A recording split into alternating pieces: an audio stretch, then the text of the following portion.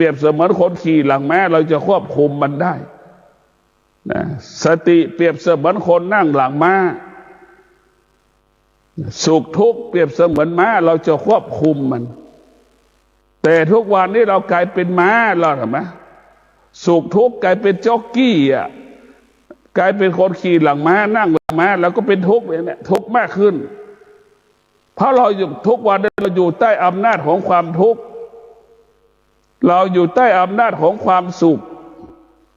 อยู่ใต้อำนาจของความทุกข์อยู่ใต้อำนาจของความสุขชีวิตเราจึงไปไหนไม่ได้วกไปวนมาเหมือนเด็กอ่ะไปไหนไม่ได้เลยเหมือนเด็ก2 ขวบ3 ขวบวกไปวนมาอย่างนั้นแหละถ้าจิตเรามีสติจิตเราพึ่งพาสติจิตเราก็เหมือนหนุ่มเหมือนสาวอ่ะไปไหนก็ได้หมดหนุ่มสาวเห็นไหมอยู่ที่ไหนก็ได้หมดนั่นแหละตัวสติมันจะเป็นตัวรู้ไปไหนได้หมดเราจะต้องพิจารณาว่าจิตส่งออกนอกจิตอยู่ส่งออกนอกเพราะจิตนั้นไปอาศัยสิ่งอื่นๆไปอาศัยตาที่กระทบกับรูปไปอาศัยจมูกที่สัมผัสกับเสียงไปอาศัยหูสัมผัสกับเสียงอาศัยจมูกสัมผัสกับกลิ่นอาศัยลิ้นสัมผัสกับรสชาติอาหารอย่างนี้เราจะกินข้าวอีกมื้อเช้านี่อีกมื้อเพลเนี่ยเราจะกินข้าวเราต้องมีสติอีกเราจะไม่ออกอาการไม่แสดงอาการไม่พอใจรสชาติอาหารนี่เราต้องมีสติในการกินถ้าเราขาดสติเราก็จะเกิดอาการแสดงอาการรุนแรงอีกพอมีสตินี่มันออกอาการแป๊บเดียวแล้วมันก็ตัดไปนะมันก็จะตัดความรู้สึกที่ไม่พอใจออกไปจากจิตเราได้เนี่ยเราต้องพิจารณา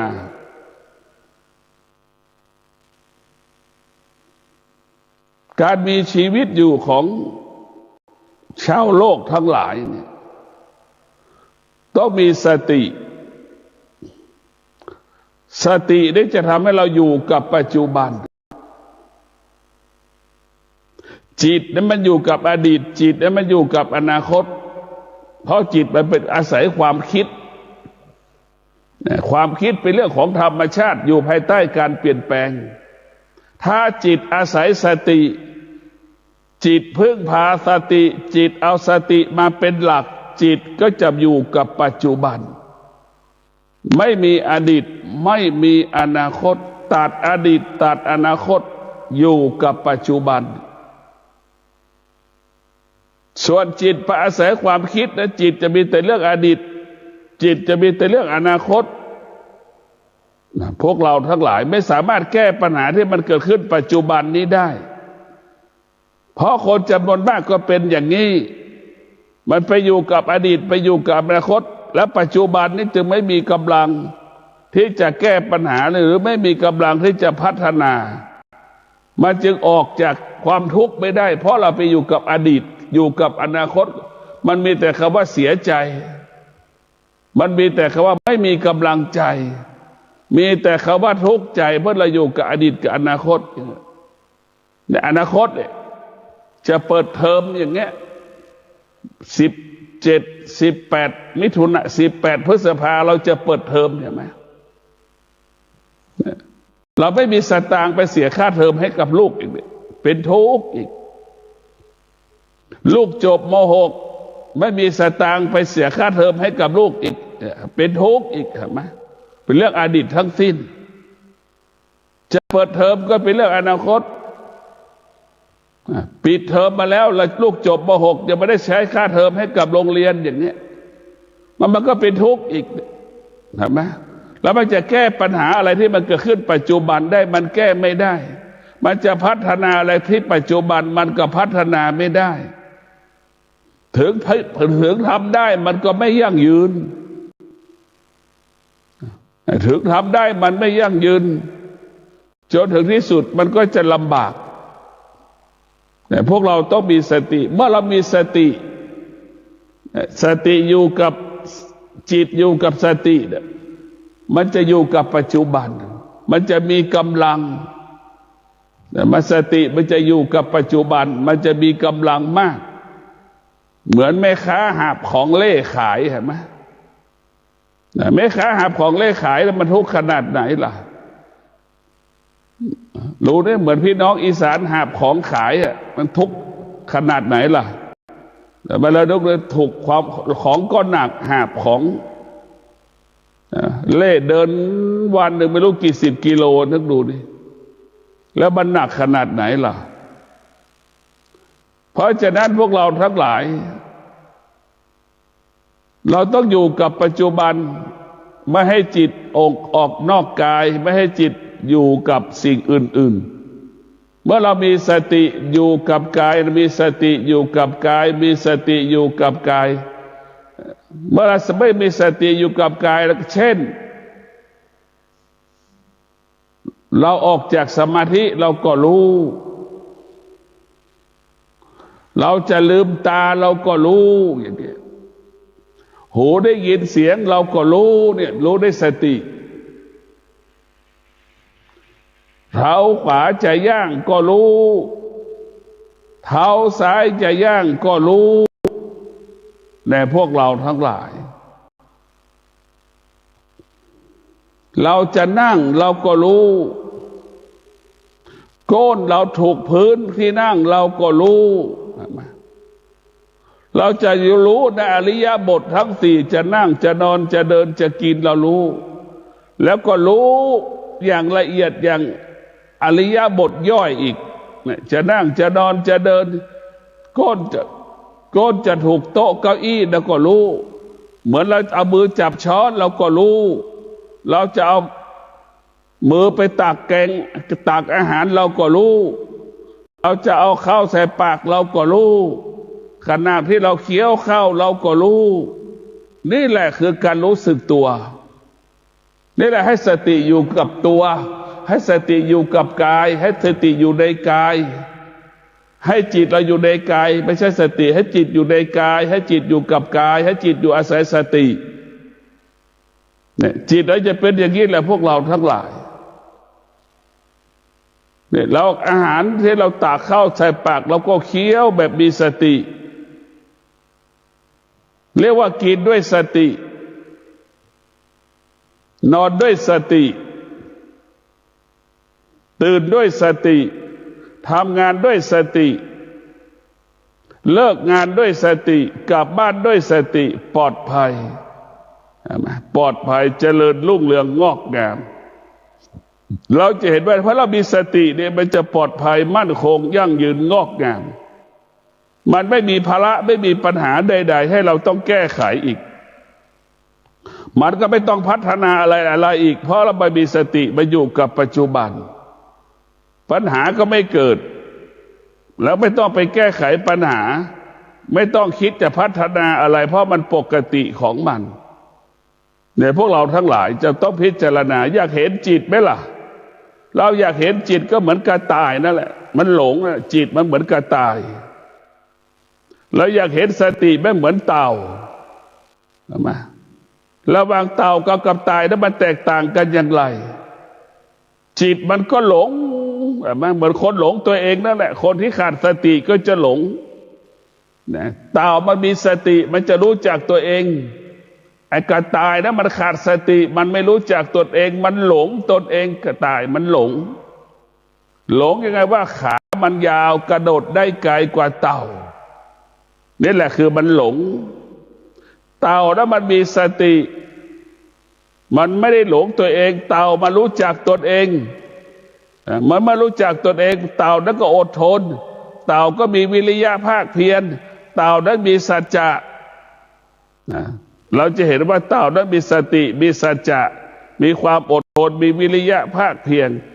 เต่าจึงประสบความสำเร็จในการแข่งขันกับกระต่ายพวกเราเห็นไหมว่าชนะอะไรชนะด้วยธรรมสติสัจจะวิริยะขันติเต่าอุดมสมบูรณ์ไปด้วยสติสัจจะวิริยะขันติจึงทำให้เต่านั้นชนะกระต่าย กระต่ายพ่ายแพ้เพราะกระต่ายหลงตัวเองนอนหลับจนเพลินหลับจนเพลินพวกเราทั้งหลายหลับไม่ตื่นนั่นแหละมันเพลินเกินไปเพราะกระต่ายมันหลงมันขาดสติไม่รู้สึกตัวขาดความอดทนมันก็หลงจนถึงที่สุดกระต่ายก็พ่ายแพ้เต่าในการแข่งขันเราจะเห็นได้ว่าธรรมะนี่สำคัญรู้สึกตัวนี่สำคัญที่สุดนะเหมือนกระต่ายมันรู้จักตัวเองและมันรู้สึกตัวถ้าคนยากจนคิดได้อย่างเต่าคนยากจนก็จะอุดมสมบูรณ์ด้วยทรัพย์สมบัติปัจจัยสี่เหมือนเต่าวิ่งประสบความสำเร็จนั่นแหละคนส่วนมากมันเป็นนิสัยกระต่ายไม่รู้จักตนเองหลงตนเองคนยากจนก็ยังหลงอีกเห็นไหมคนมีเงินก็หลงอีกมันยากจนไปหมดคนมีเงินหลงก็หมดเนื้อหมดตัวอีกคนยากจนหลงก็ทวีคูณหลงความยากจนก็หลงอีกเห็นไหมเพราะเราไม่รู้สึกตัวนี่เต่ามันมีสติสัมปชัญญะรู้สึกตัวนี่แหละให้จิตอยู่กับกายจิตอยู่ในกายเห็นไหมมันจึงชนะกระต่ายได้เนี่ยกระต่ายจิตส่งมันออกนอกเลื่นเลิงสนุกเฮฮาไม่กระต่ายจนถึงที่สุดกระต่ายก็พ่ายแพ้เต่านี่แหละมันไม่อยู่กับปัจจุบันนะไม่เรียกว่าจิตมันอยู่กับอดีตจิตคือกระต่ายสติคือเต่าสติอยู่กับความเป็นจริงเห็นไหมสติอยู่กับความเป็นจริงรู้ว่าขาสั้นรู้ว่าเดินช้าวิ่งช้าอย่างนี้กระเต่าเห็นไหมตัวนี้แหละรู้จักตัวเองเมื่อเต่ามารู้จักตัวเองเต่ามันก็มีสติมีสัจจะมีวิริยะมีขันตินะพวกเราทั้งหลายจึงเกิดอาการแบบนี้เราต้องพิจารณาดูส่วนกระต่ายนั้นเราต้องพิจารณาดูกระต่ายนะมันหลงจิตส่งออกนอกเลื่อนเลิงสนุกเฮฮาเหมือนคนเหมือนหนุ่มเหมือนสาวเนี่ยบางเวลานี้บางคนยังไม่เข้าบ้านเวลานี้บางคนยังยังไม่ได้นอนยังกินยังเที่ยวยังเล่นกันอยู่นี่แหละพวกเราทั้งหลายขาดสติคนที่หัวหน้าครอบครัวก็ดีคนที่มีครอบครัวเช่นหญิงก็ดีผู้เป็นภรรยาผู้เป็นสามีที่ขาดสติป่านนี้ก็ยังไม่เข้าบ้านคนที่ขาดสติเห็นไหมจิตส่งออกนอกเห็นสิ่งอื่นๆสำคัญกว่าลูกตนเองสามีตนเองภรรยาตนเองเห็นไหมนี่แหละจิตที่มันส่งออกนอกจิตที่มันไปอาศัยความคิดมันก็เลยผิดมาตลอดเวลาส่วนจิตที่มีอาศัยสติจะอยู่กับความเป็นจริงภรรยาก็อยู่กับสามีสามีก็อยู่กับภรรยาพ่อแม่สามีภรรยาลูกก็อยู่ด้วยกันแล้วอบอุ่นเห็นไหมนี่สติจะอยู่กับความเป็นจริงรู้สึกตัวยังมีสามีที่ไม่รู้สึกตัวยังมีภรรยาที่ไม่รู้สึกตัวสามีทำตัวเป็นบ่าวภรรยาก็ทำตัวเป็นสาวไม่รู้สึกตัวแล้วก็ออกกินเที่ยวเล่นไปยังไม่เข้ามานอนก็ยังอีกจำนวนมากพอเข้าบ้านก็ทะเลาะกันตายอีกจะทะเลาะกันตายอีกเนี่ยพวกเรานึกดูนี่คือสร้างแต่ความวุ่นวายถ้าจิตเนี่ยมันได้มีคำว่าสงบมันหลงทางหลงผิดมันไปเรื่อยไม่มีที่สิ้นสุดนะมันไม่มีที่สิ้นสุดจิตมันอยู่กับความไม่เป็นจริงนะจิตรู้สิ่งใดนะจิตมันก็ไปยึดติดสิ่งนั้นทั้งหมดเห็นไหมจิตรู้สิ่งใดจิตก็ไปยึดติดสิ่งนั้นไปอยู่ใต้อำนาจสิ่งนั้นทั้งหมดนี่คือธรรมชาติของจิตนะส่วนสตินั้นรู้สิ่งใดก็อยู่เหนือสิ่งนั้นส่วนสติรู้สิ่งใดก็ละสิ่งนั้นส่วนสติรู้แล้วไม่ตามรู้เห็นไหมเหมือนแม่ไม่ตามอารมณ์ลูกเป็นลูกโมโหอย่างเงี้ยแม่มีสติแม่ก็ไม่ไปตามหยุดไม่ไปตามอารมณ์ของลูกอยู่เหนืออารมณ์ของลูกนะสติจึงอยู่เหนืออารมณ์ของตนเองอยู่เหนืออารมณ์ของบุคคลอื่นนี่คือตัวสติ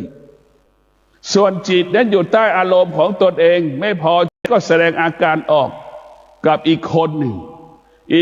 งไม่พอใจแล้วก็แสดงอาการโต้ตอบกับเราเห็นไหม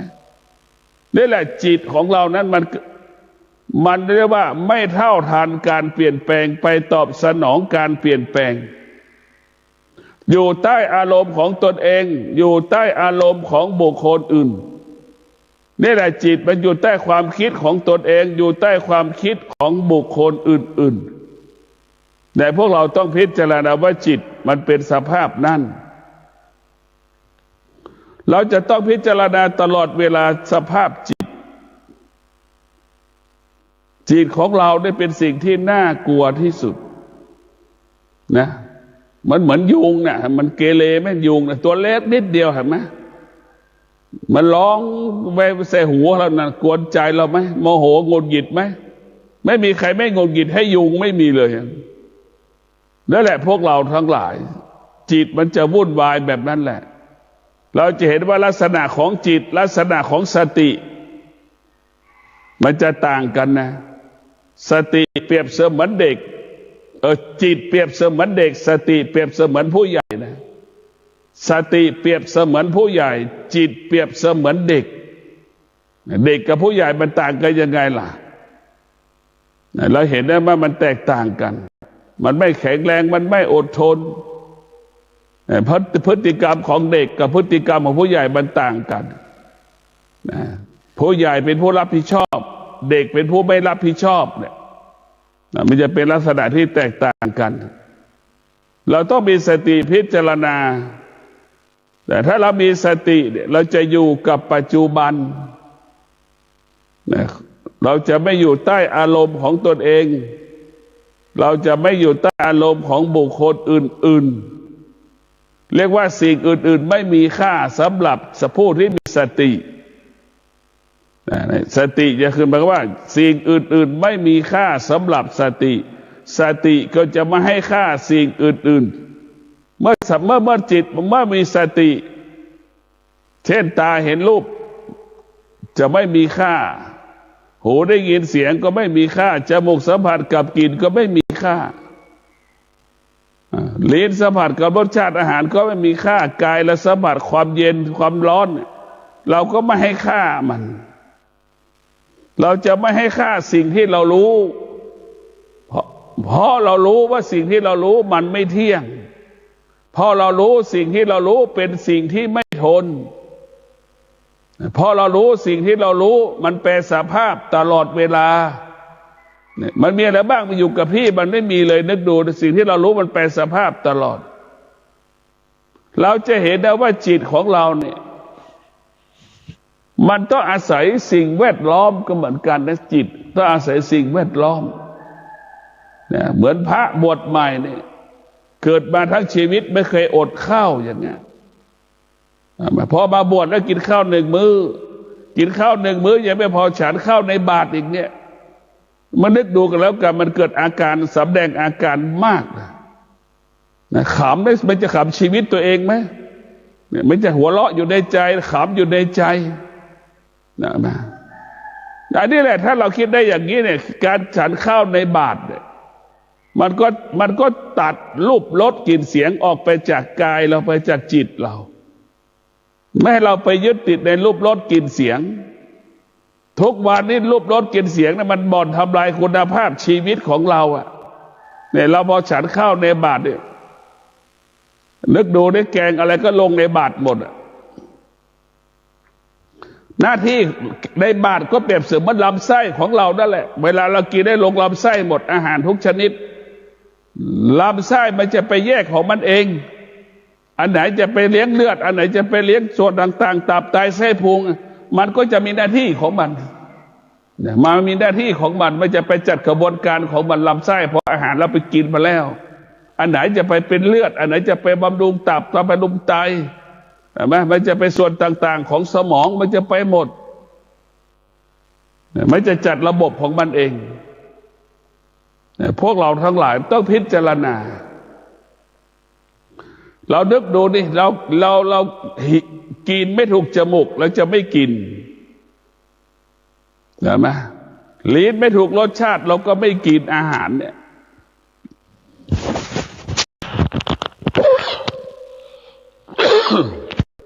เราพิจารณาดู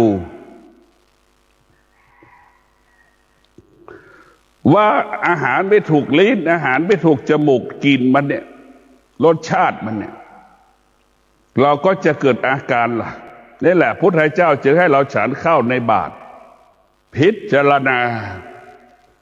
กินให้มันอิ่มแล้วมีชีวิตในการปฏิบัติธรรมกินแล้วมีชีวิตในการปฏิบัติหน้าที่ดำรงตนเป็นคนดีทำหน้าที่แต่ละคนแค่นั้นแหละแต่พวกเราทั้งหลายต้องมีสติเมื่อเรามีสติอยู่กับกายเนี่ยอย่างที่บอกมีสติอยู่กับกายสิ่งมันจริงย่อยๆเราต้องตามรู้จิตเราเหมือนงัวเหมือนควายสติเหมือนคนเลี้ยงงัวเลี้ยงควายแล้วก็ต้องตามมันไปนะดูได้ตามจิตเหมือนเด็กเลี้ยงแกะจิตก็เหมือนแกะสติเหมือนคนเด็กเลี้ยงแกะนะเราจะต้องดูแลอย่างนั้นแหละถ้าจิตนะพวกเราทั้งหลายจิตมันเกเรมันก็ถูกหมาป่ากินนะจิตมันเกเรมันก็ถูกหมาป่ากินจิตมันไม่เกเรจิตมันก็อยู่ในกลุ่มของฝูงแกะก็ไม่ถูกหมาป่ากินนะพวกเราทั้งหลายสติก็เหมือนคนเลี้ยงแกะถ้าคนเลี้ยงแกะมีสตินะไอแกะถ้าคนเลี้ยงแกะมีสติแกะก็ไม่ถูกหมาป่ากินคนเลี้ยงแกะก็ไม่ถูกเจ้าของแกะตำหนิแกะออก100 ตัวออกคอก100 ตัวก็เข้าคอก100 ตัวเนี่ยคนเลี้ยงแกะมีสติสมบูรณ์ในการเลี้ยงแกะเจ้านายก็ไม่ตำหนิติเตียนเจ้านายมีแต่เทิดทูนสรรเสริญเห็นไหมพวกเราทั้งหลาย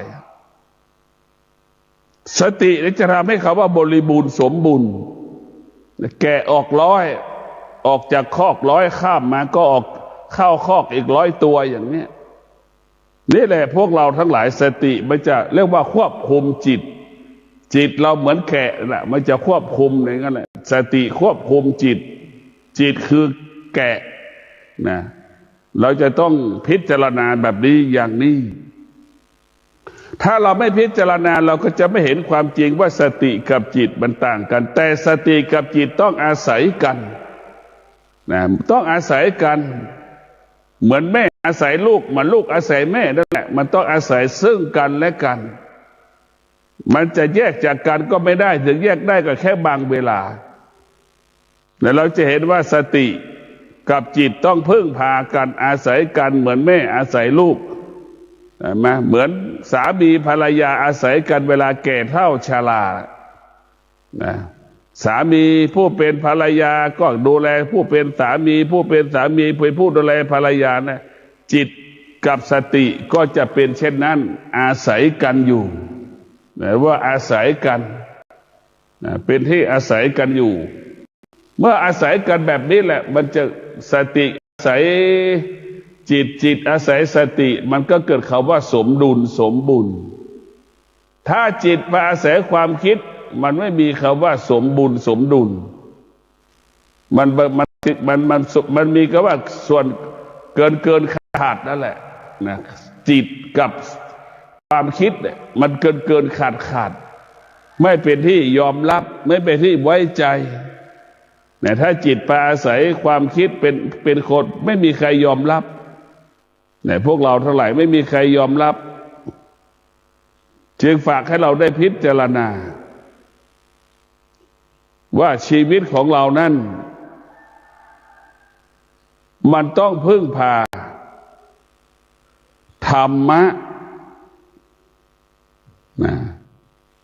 เช่นสติมันเป็นหลักให้กับจิต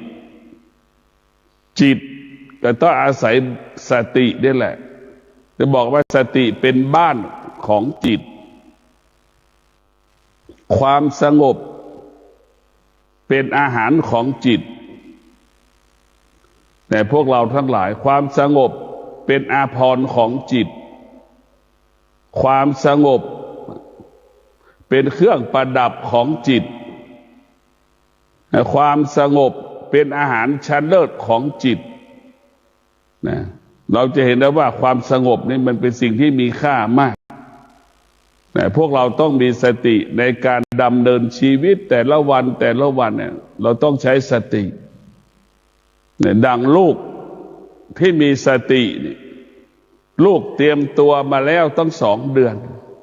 จะกลับบ้านไปเยี่ยมพ่อเยี่ยมแม่เยี่ยมตาเยี่ยมยายเยี่ยมปู่เยี่ยมย่าจะไปเอาของไปดำหัวรดน้ำดำหัว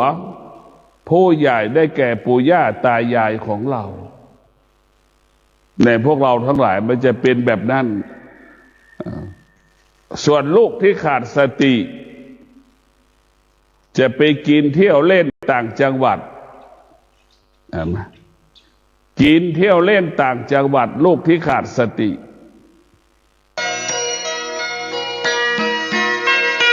ที่ท่านได้รับฟังจบลงไปแล้วนั้นเป็นรายการทางสายเอกดำเนินรายการโดยพระประชานาถมุนีเจ้าคณะอำเภอกัลยาณิวัฒนาเจ้าอาวาสวัดดอนจันทร์ตำบลทัตตารามอำเภอเมืองเชียงใหม่จังหวัดเชียงใหม่เชิญท่านติดตามศึกษาธรรมะการปฏิบัติธรรมได้ในคราวครั้งต่อไปสำหรับวันนี้สวัสดีครับ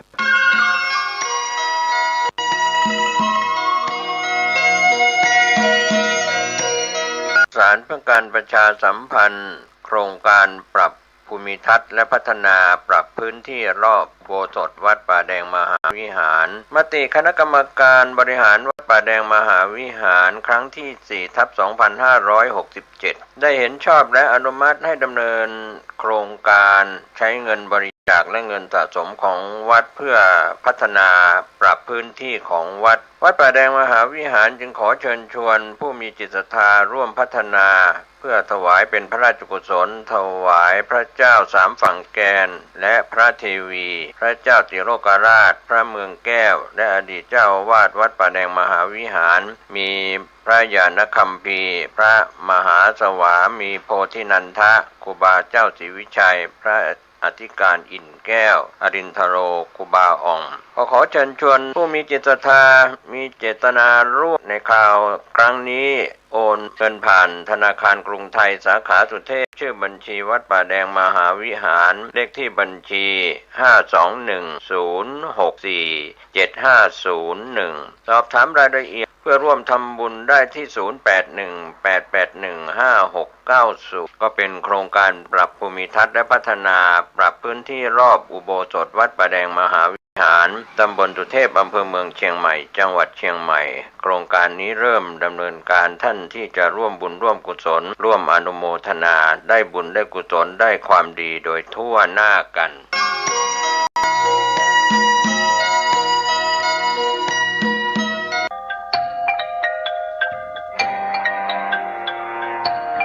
จารึกประวัติศาสตร์แห่งศรัทธา2 แผ่นดินท่ามกลางเสียงอนุโมทนาสาธุการที่ดังกึกก้องไปทั่วเมืองเชียงตุงรัฐฉานนี่คือวินาทีที่พระไทยหนึ่งเดียวได้รับการยกยอสู่เกียรติยศสูงสุดในดินแดนแห่งนี้พิธีโบราณการยกยอสมณศักดิ์พระครูบา5 รูป4 รูปเป็นพระมหาเถระเจ้าอาวาสวัดในเชียงตุงอีก1 รูปคือพระไทยจากเชียงใหม่หลวงพ่ออนันต์เจ้าอาวาสวัดดอนจันทร์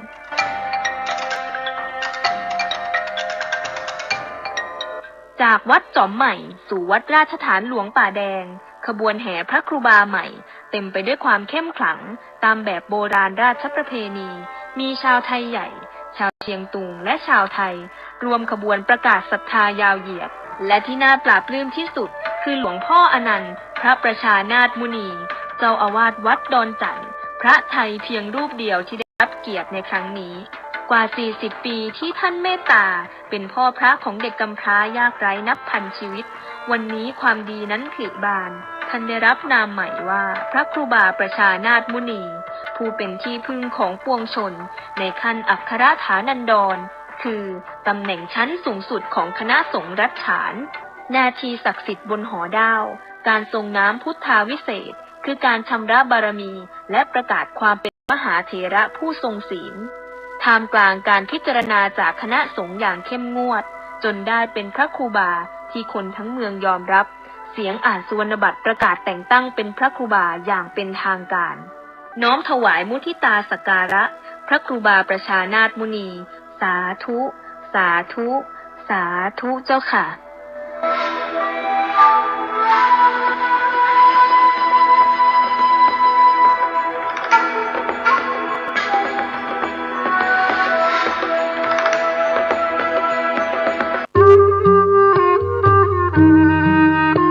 ขอเจอ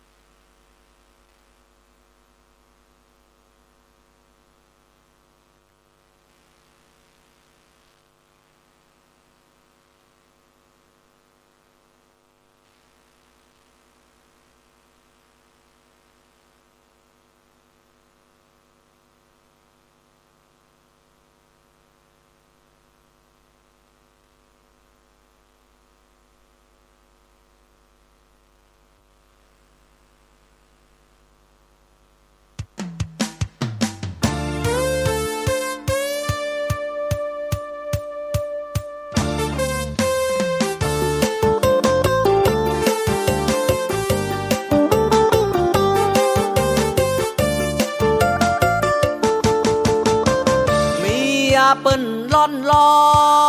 นจะไปใจฮ้อนงอมเข้าใส่ระวังเนอะจืนป้ายไฟติดเบรกไว้เอาใจเย็นเย็นเมียเปิ้นล้วนล้วนมาแอวมาม้วนเป็นสายเป็นเส้นบอกกองว่าเฮาแซวเล่นเพียงพอเป็นเอ็นว่าผัวบ่มี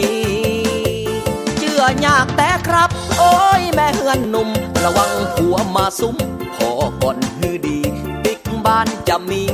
ปัญหาหัวใจมีกาเมียเขาเฮาได้ก็พอหมู่สาวสาวล้อไปอยู่ที่ไหนใครหันกี่นายไปนั่งไกลแต่นาแม่เฮือนหนุ่มล้วนล้วนเจินเตอะเจินม้วนบ่เป็นหยังนา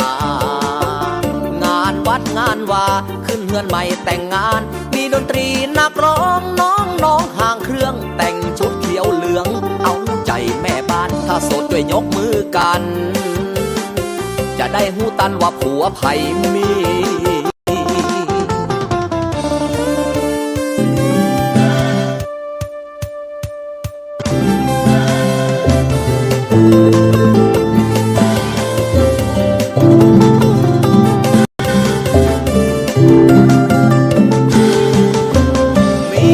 เปิ้นร้อนร้อ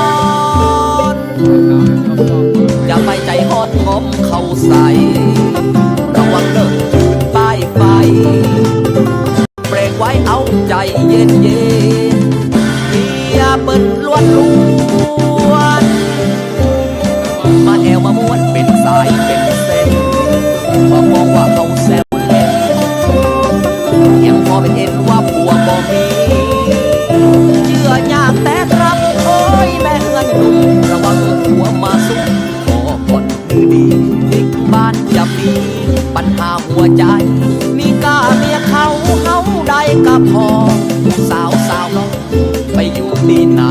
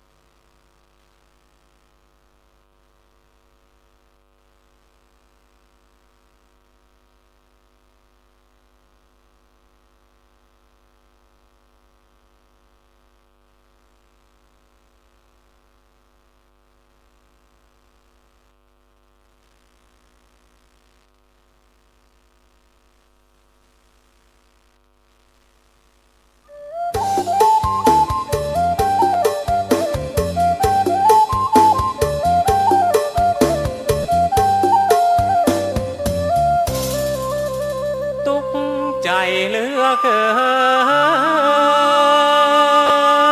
นเป็นบ่าวมาเมินเขาห้องบ่าวเท้าเขาห้องบ่าวเท้า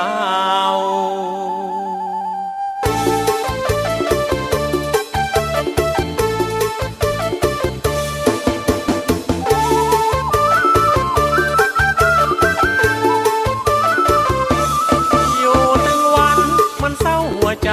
ต่อไปต่างได้อย่างมาเหี่ยวแห้ง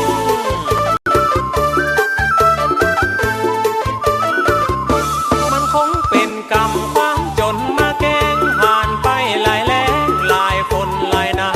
วยังบ่มีกูมาเคียงข้างอยู่คนเดียวล่างหมดหวังแต่เฮาเนาะเฮากลายเป็นบ่าวเท่าเราบ่าวเคิน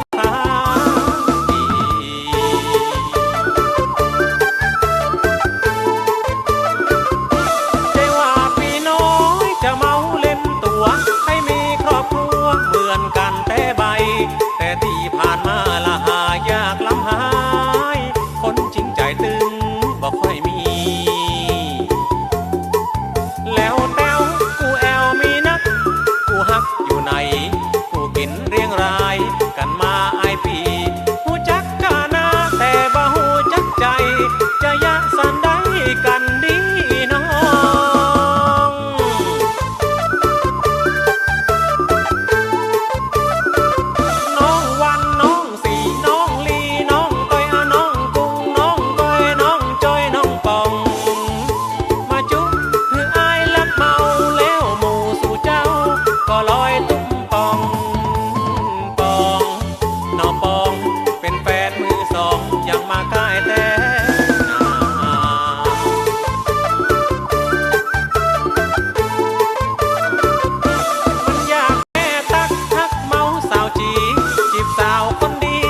ก็ว่าเฮาแก่ซอหาคนตีมีหักแต่ยากนะแกเหมือนกันอีลา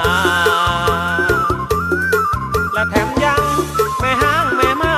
หัวซ้ำมาตายเพียงผูกกอดไว้ละเอาตายแน่ๆเลือกดีบ่ได้เลือกได้บ่ดีเหมือนสูบบุหรี่แต่บ่ได้อมเมียง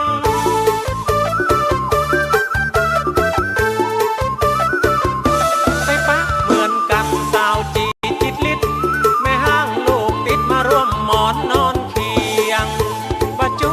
บ่หลอกหรือเมาหันใจบ่าวเท่าบ่มีเอ็นเอียงเนาะเอียงหายไปในเสียงละแถวนี้มีบ่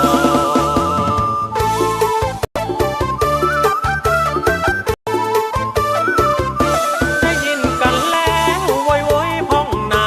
ถ้าใจเข้ามาบ่ท่ารีรออายมันก็หมอกกำปอแต่พอหลับใจอายมันใหญ่และแถมกำคนดำจัดนักคนขาวจัดลายจะสุขสบายถ้าได้อายเป็นกูเข้ามาตาสาวเข้ามาเร็วไวปลอดโรคปลอดภัยละหันใจเบาเท้า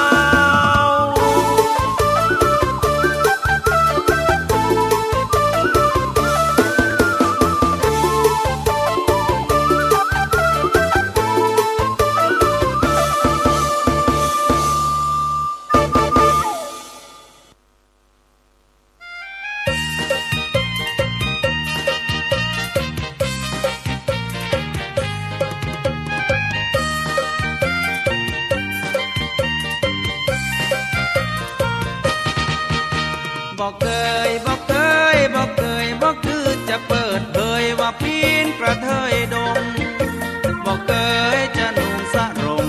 จะนุ่งกระโปรงคือเขาเย้ยยันอยู่มาอายุ50 ปลายตึงบ่มีไผจะมาผูกพันท่านบ่าวน้อยใจปล่อยให้มันสั่นให้เข้าไปวันให้ปันสตางค์ผู้พางคอยเหมือนยายแก้วที่ปูมกับแอวคอยเหมือนกระถางขายกับเขาเหล่าตองดองยาขายกับพริกน้ำปลาอยู่ปากซอยข้างต่างขายนุ่มเสี สิ้นมนแต่เนออีนางมือควายมันบ่วางไหลปัดแมงมุนกระเทยกระเทยกระเทยบ่ต้องมาย่อเย้ยกระเทยก็ปีนคุณแม้จะปีนกระเทยคุณมุนขอโทษเนอคุณบ่มีวันใดแอม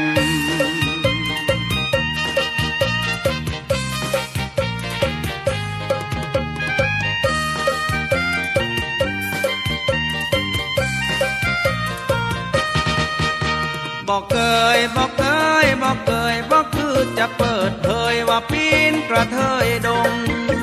บอกเคยจะนุ่งสะรงจะนุ่งกับโรงให้เขาเย้ยยันอยู่มาอายุ50ปลายตึงบ่มีไผจะมาผูกพันท่านบ่าวน้อยใจคอยให้มันสั่นให้เข้าไปวันให้ปันสตางค์หูพางข่อยเมินยายแก้วกิดปุ้มกับแอวข่อยเมินกระถางขายกับเขาเหล่าตองดองยาขายกับปิน้ำปลาอยู่ปากซอยข้างต่างขายนุ่มสิ้นมนแต่เนออีนางมือค่อยมันบ่วางไหลปัดแมงมุนกระเทยกระเทยกระเทยบ่ต้องมาย่อเย้ยกระเทยก็ปีนคุณแม้จะปีนกระเทยกุมุนขอโทษเนอคุณบ่มีวันได้แอมไอ้อะล้อบ่ต้องมาไกลมาไกลกันเนออยู่มาเมินละละหันจะเดือดร้อนอย่างกับใคร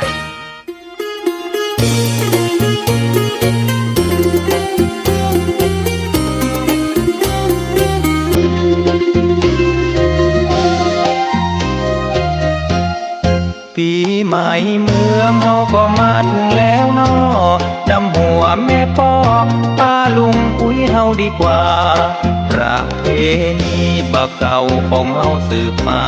เข้าวัดเข้าวาตักบาตรทำบุญกำสลุงใส่เข้าตอกดอกไม้วันได้ชื่นใจที่หมู่เฮาคุณเทวบุตรเทวดาเพิ่นมาอุดหนุนอันการทำบุญตึงบ่มีวันพูดตื่นเพิ่นปั่นปอนเฮาก็ยกมือไหว้เย็นอกเย็นใจอายุมั่นขวัญยืนอยู่ดีกินดีถึงยามนอนยามตื่นใจบ้านใจชื่นปันใหญ่ปันสูงปีใหม่เมืองเฮาก็มาถึงแหมแล้วงามตึงดอกแก้วงามตึงดอกหางนกยูงชุดผ้าเมืองเฮาก็ปากันนุ่งกำขันสลุงน้ำส้มปล่อยไปดำหัว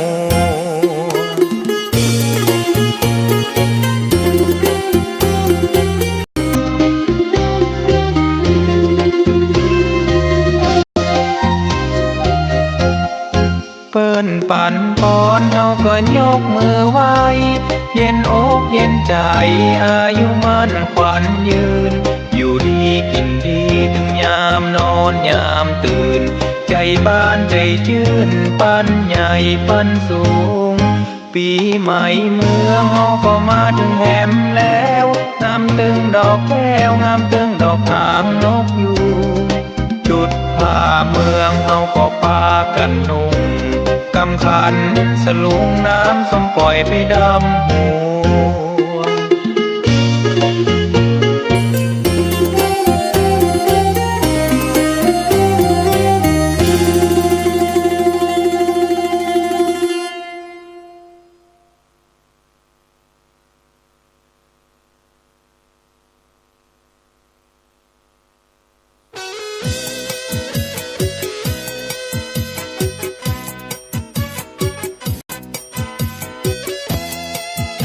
เ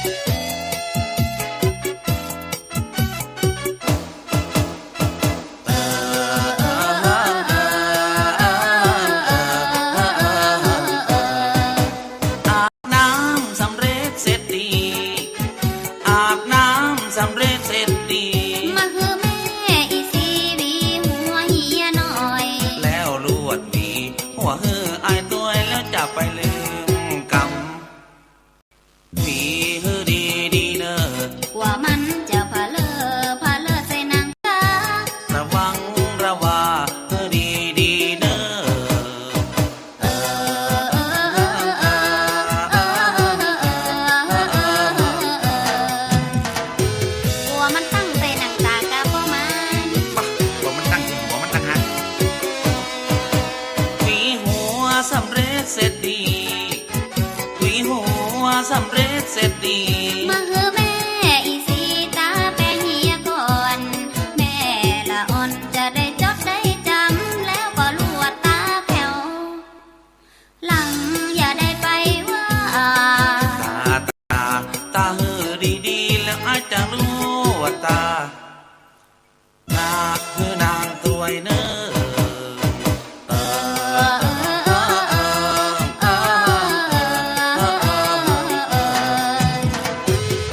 นั่งดีๆล้อจะตาแป้งเหือเอาท่านอนนะตาแป้งสำเร็จเสร็จดีตาแป้งสำเร็จเสร็จดีมาตึกแม่ดีสีอย่าได้ทำหอมาซ้ำตรวจคือดีก่อนแล้วพาผ่อนข้าอยู่ที่ไหนข้าใจข้าใส่ผ้าเฮียก่อนเรื่องพาผ่อนข้าต้องสำคัญข้าต้องใส่มันคือดีๆหน่อย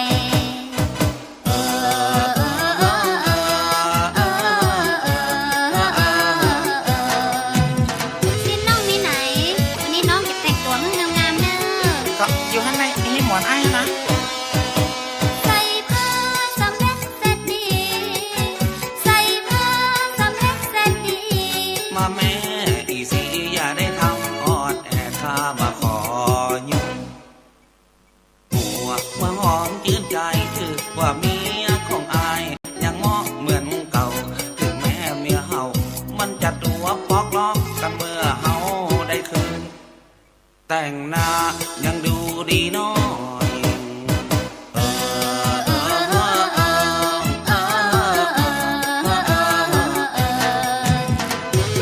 ยัง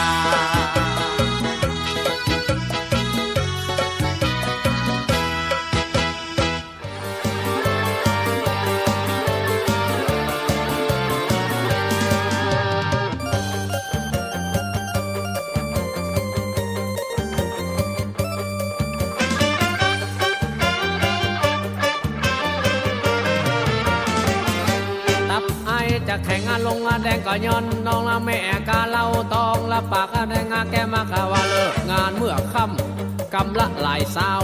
ได้อู้จาเขาละมวนใจพี่อ้ายตึงบอกกลัวเสียงตึงบอกกลัวเสียถ้าได้เป็นเมียตึงบ่จังบ่นายถ้าแนมว่าน้องนั้นบ่จุบ่ลายเมื่อใดจะได้ลงเห็นดูสงสารอย่าทรมานอายนักจะตายย้อนความมาหักแล้วนอสาวเฮยนั่งเฝ้าสาวจีจนดีกรีล่วงเลยแก่นตาป้อเหมยละเมาแม่กาเล่าขี่รถติดบ้านละเขาว่าตั้งออกตั้งละมือใดน้องนางจะหันใจอายเบ้าตัวลำก็จังตายอายลำก็จังเต้าใครจะด่าเป็นเงาเฮาก็ตึงบ่ฟังแม่กาเล่าต้องน้องกูจาเหมาะละอูยอกอูยอกหายเจ็บเอวเจ็บหลังอ่อนเลียวันค่ำได้หันคนงามได้เงินคำละเป็นกรรมเป็นก้อนละนาใจแต่เฮาเบ่าเฝ้าเป็นปุ๊บเฮาบ่มีเงินสุกเฮาบ่มีเงินปอนกุ้มก็กินยาดองจนตับอายบ่ฮอนกว่าจะได้กู้ซ้อนจะตายย้อนเราต้องถ้าบ่มีใจสองสาวเราต้องยอดฮักจะพักปอดพักตับเราไว้ยังหื้อควันตาถ้าเอ็นดูอายแต่จะหื้อแม่มาละสู่ขอการดาตัวแม่กาขายเหล้าถ้าหากว่าน้องละห่อสินสอดแป้งอายถ้าจะลงแดงตายเหียเจ้า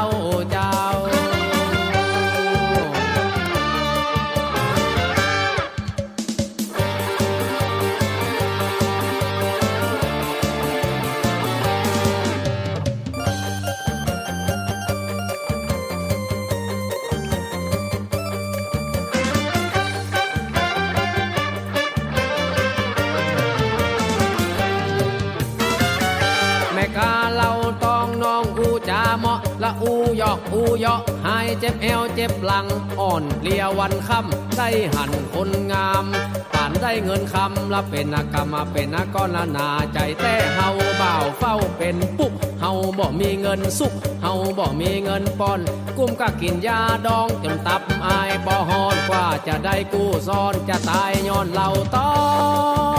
ง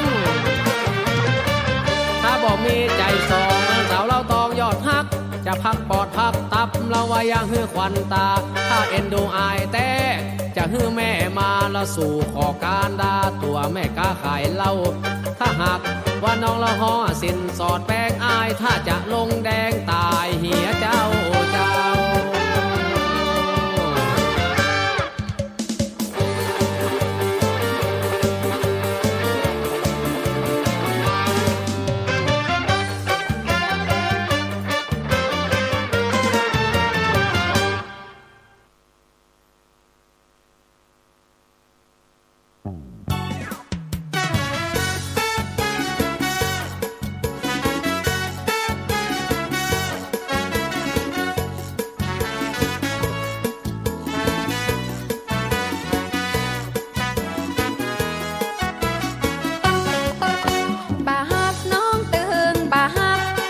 บอกนักจะไปมาไกลไปเตอไปเฮือไกลไกลน้องขอบายบายพอใจบอกนักอายบอกบ่เคยแต่งงานไปบอกคนงามไปซื้อโทรศัพท์ตอนแรกทอมตัวชาติดีป้าแม่น้องนี้ขอสวัสดีครับป้าน้องได้แค่3 วันแต่งมาอู้หวานขอฝากความหักตอนแรกอายุชาติดีคนบ่มีอายจะขอจับบ่ฮักน้องตึงบ่ฮักพอใจบอกนักจะไปมาไกลไปต่อไปเฮือไกลไกลน้องขอบายบายพอใจบอกนักแม่พระเอานั่งหน้ารถเมียอายอยู่บ้านห้องแม่มดแม่ยักษ์เลี้ยงสาวเสียงกำปั้น2 ปันเมียตีอยู่บ้านเนื้อใจเงินประหยัดเลี้ยงสาวสั่งเหล้าสั่งเบียร์ลูกกับเมียกินกะแกงบะฟักจีบสาวขอค่าบ้าทองเวลาเมียเผลออ้ายก็โทรไปนัดบ่ฮักน้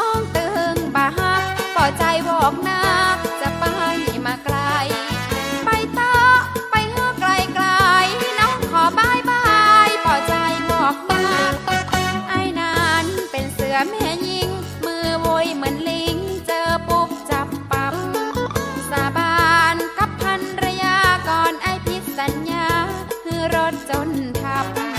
จุเมียปาซื้อบาตรองรถเลยแหกโค้งแข้งหักขาหักชอบล้ำพิษคำสาบานระวังระวังปอใจบอกนางบาหักน้องตึงบาหักปอใจบอกนางจะไปมาไกลไปต่อไปไกลไกลน้องขอบายบายปอใจบอกนาง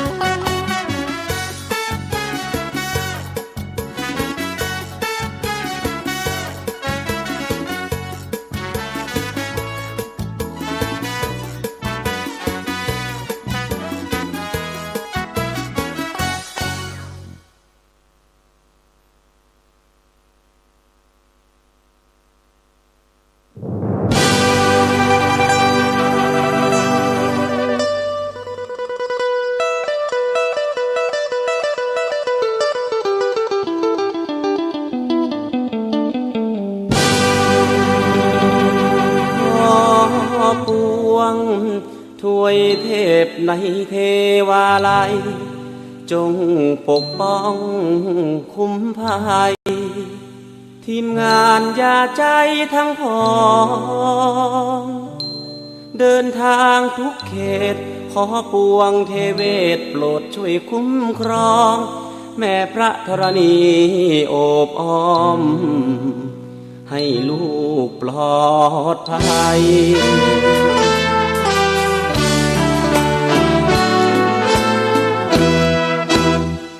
ทุกถิ่นทั่วแดนไปแคว้นแห่งใดให้แคล้วคลาดจากภัยและอันตรายทั้งพองขอองค์ถวยเทพพระพิฆเนศช่วยเปิดคันลองให้นำเสนอแคล้วคล่องไร้อุปสรรคใด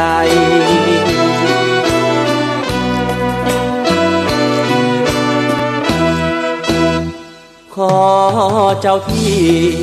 เจ้าทางในทุกขามเขตลูกจะขอก้มเกศไว้คุณพระรัตนตรัย10 นิ้วพนมจะขอจำนงก้มกราบเอาไว้ให้ทีมงานยาใจจงประสบโชคดี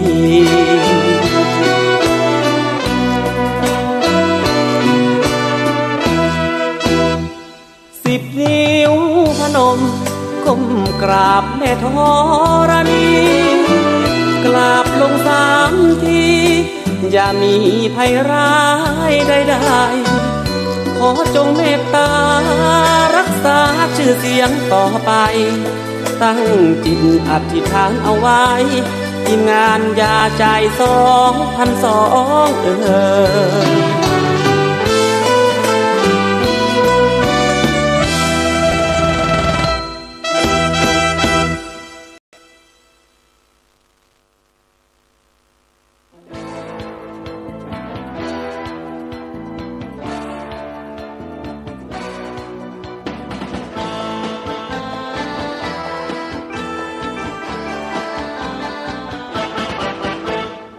ใจได้มี4 ห้องจันเป่งจันฟองแบ่งกันคนละอันส่วนที่เหลือแบ่งมือคำปันเหลือหันแถมหันเอาแบ่งมือจันดีส่วนน้องปวดท้องปวดนุ่มน้องสีประทุมขมูลคำมีรอไปก่อนสัก2-3 ปีหากเจ้าว่างมันมีใครจะเปิดมือจอ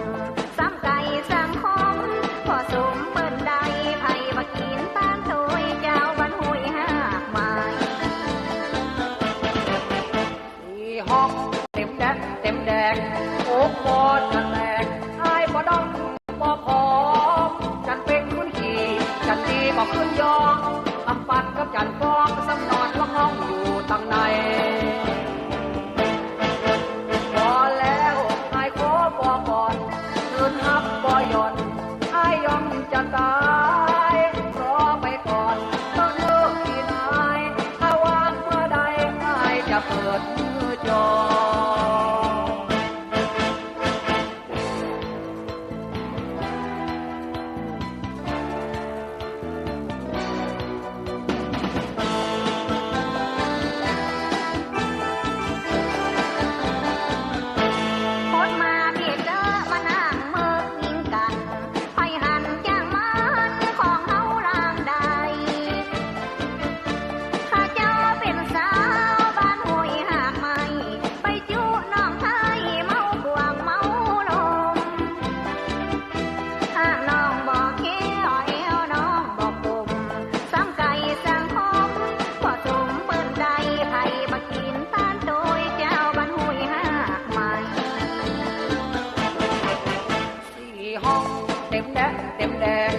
โอ้กอดกันแตกอายบ่ดอง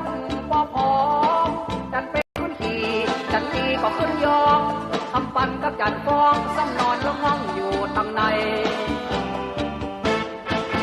พอแล้วอายขอบอกก่อนคืนหับบ่หย่อนอายยอมจะตายรอไปก่อนเธอที่นายถ้าวางเมื่อใดอายจะเปิดจอ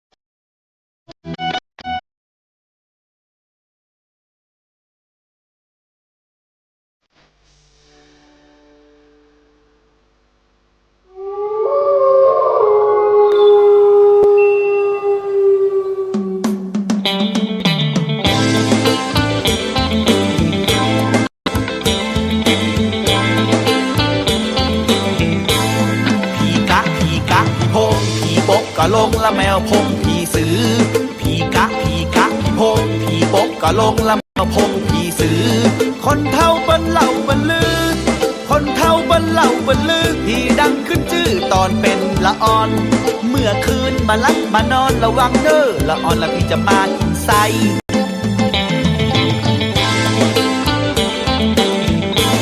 ภาคกลางนี่ผีตะเคียนมันเฮียนอยู่ในต้นไม้ใหญ่ตานี่ก็ผีดังตั้งไตมันสิงอยู่ในต้นกล้วยอีสานนั้นมีผีปอบผีปอบมันชอบขโมยมันอดอยากหิวโหยชอบลักขโมยเป็ดไก่เจ้าบ้าน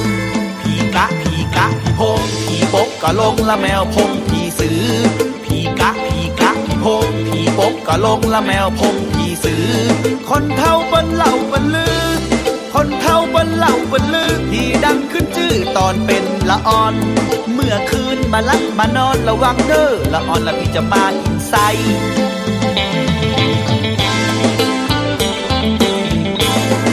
ฝรั่งเมืองเปิ้นก็มีผีเปิ้นมีแฟรงเกนสไตล์ได้คุลาดูดเลือดจนตายเฮากลายเป็นบริวารเมืองจีนผีกัดจะกัดตอบมันชอบกระโดดโยงเป็นนางดังชายตามโฮงแม่นักพระขนงโกยเงินเป็นล้านผีกะผีโพงผีปกก็ลงละแมวพงผีสือผีกะผีโพงผีปกก็ลงละแมวพงผีสือคนเท่าเปิ้นเล่าเปิ้นลือคนเท่าเปิ้นเล่าเปิ้นลือที่ดังขึ้นชื่อตอนเป็นละอ่อนเมื่อคืนมาลักมานอนระวังเด้อละอ่อนละพี่จะมากินไส้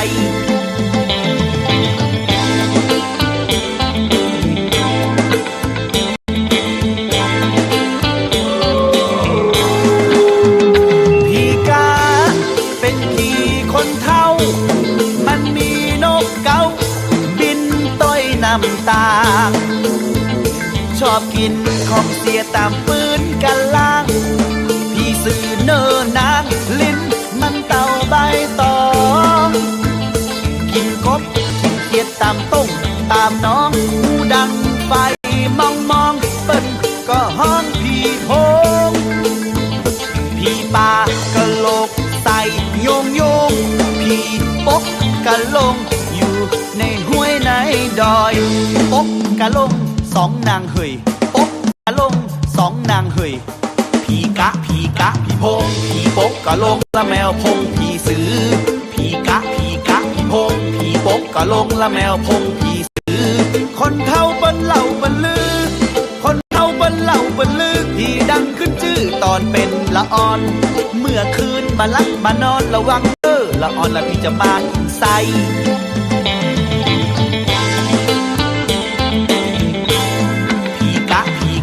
พงผีปกก็ลงละแมวพงผีสือ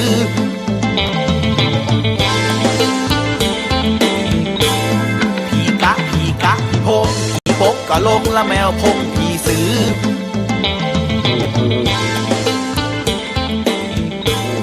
ผีกะพงผีปกก็ลงละแมวพงผีสือ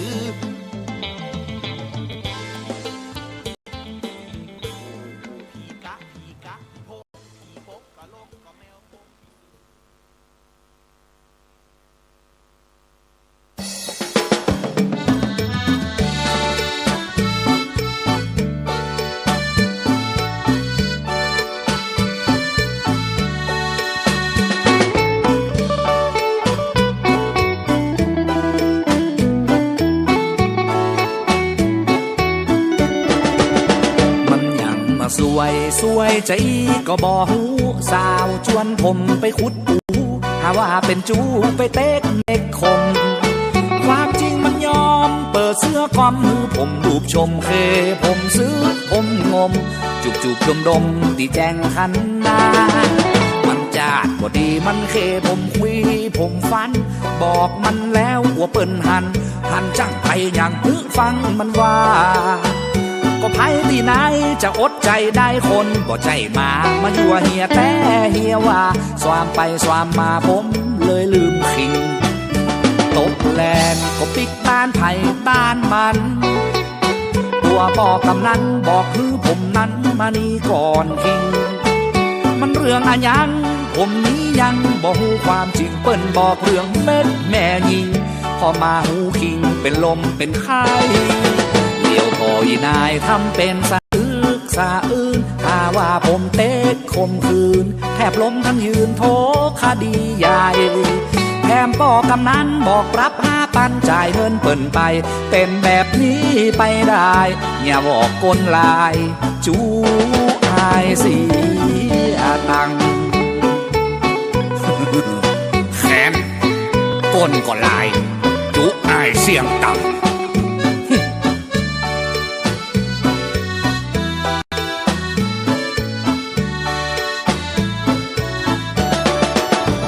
ต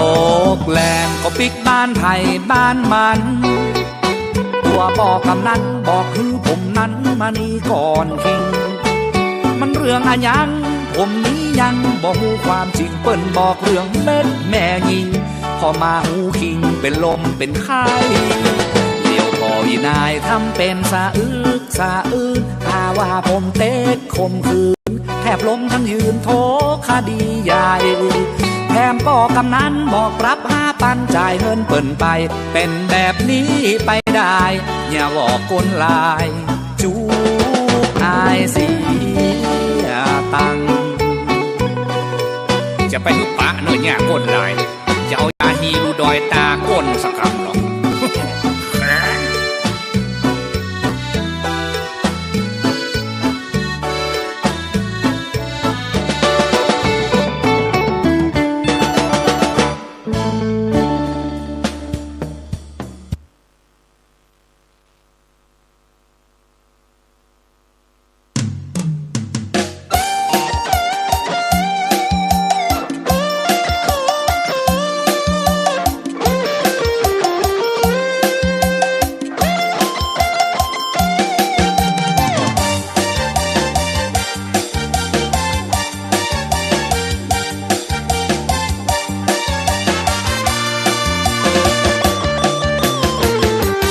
กะเทยดอยมันน้อยใจแต่ตากะตึงบ่มีละไผละหักละสนละใจละซากน้อยโดดเดียวได้ก็เป็นกะเทยเฝ้าดอยตึงวันเหงาหงอยรอคอยเมียกูบ่หันมีวีแววว่าไผจะมาสนใจบัลลังก์จะเคินตาวตายเห็นละบ่เฮอ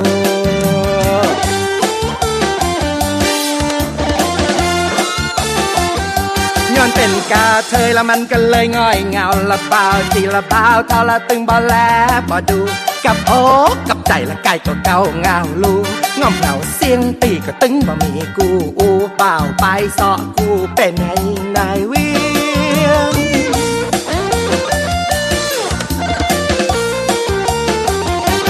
สวยทุกระถ้วยระทมลือใจอยู่ดอยอยู่เดียวเปลี่ยวใจอยู่ดอยอยู่เดียวเปลี่ยวใจบ่าวมาหายลงเวียงบ่าวมาหายลงเวียงเกิดเป็นแม่ยิงกันอย่างปีใครคอยบ่าวจีบ่าวน้อยก็คนกันไปจนเวียงปากันไปจีบแม่ยิงในเวียงสาวมงสาวกะเรียงขอตึงบ่สนใจสาวเวียงหักอกอโซนานาเงาบ่จะก้อยท่าพอจะปิกดอยเมื่อใด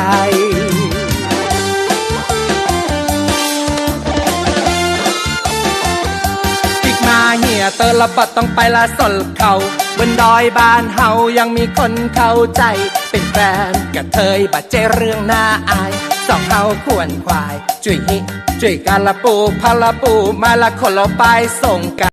คงสูงขนาดแต่นาลองบ่ตูเป็นผัวกะเทยอ้าวเว่ยเข้าใจเว่ยปิดดอยเนี่ยกำมาสร้างวิมานสุขล้ำมาสร้างวิมานสุขล้ำปลูกกะหล่ำบนดอยปลูกกะหล่ำบนดอยกะหล่ำกันมาเถอะตอนจ้อยปลูกกับบะหมี่นี่ลงดอยเห็นไหมกูเบีย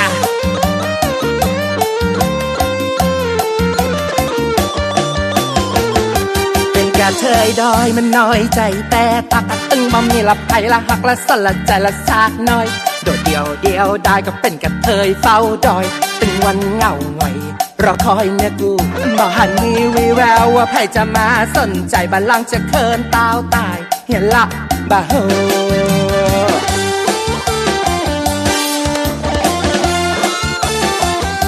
ย้อนเป็นกาเทยแล้วมันก็เลยง่อยเงาละเบาจีละเบาถ้าตึงบ่แลบ่ดูกับโอ้กับใจละไก่ก็เก่าเงาลูงอมเหงาเสียงตีก็ตึงบ่มีกูอูเปล่าไปสอกูเป็นไอ้นายเวียง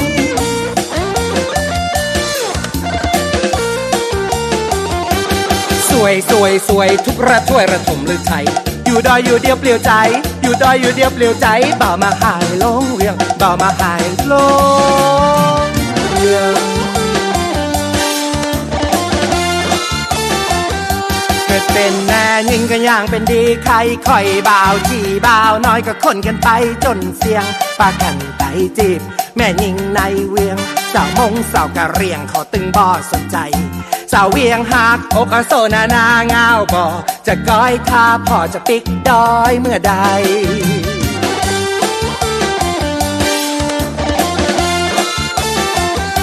ปิกมาเหี่ยเตอละบัดต้องไปละสนเขาบนดอยบ้านเฮายังมีคนเข้าใจเป็นแฟนกับเทยบัดเจเรื่องน่าอายสองเฮาควรควายจุยฮิจุยกาละปูพาละปูมาละคนละไปส่งกาดคงสูงขนาดแต่นาลองบ่อตูเป็นผัวกระเทยอ้าวเว่ยเข้าใจเว่ยปิดดอยเฮียกำมาสร้างวิมานสุขล้ำมาสร้างวิมานสุขล้ำปลูกกะหล่ำบนดอยปลูกกะหล่ำบนดอยกะหล่ำมันถูกเข้าไปขอให้ทอดขายกันดีกว่านะไอ้นา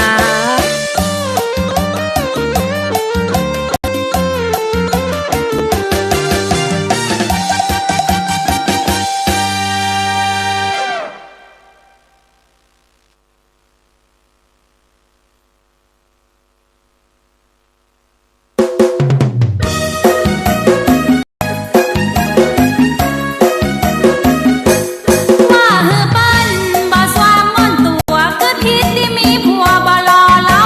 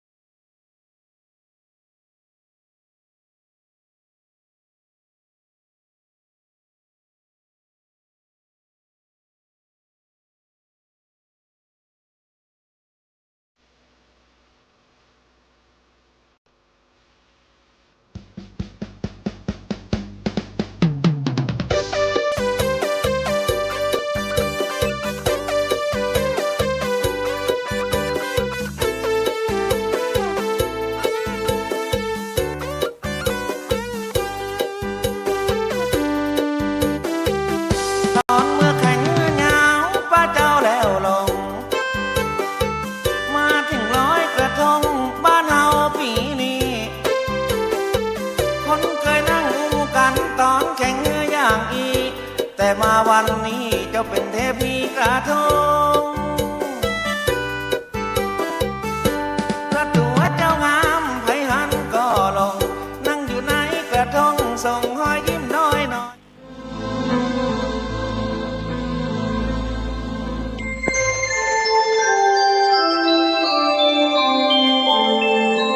ขณะนี้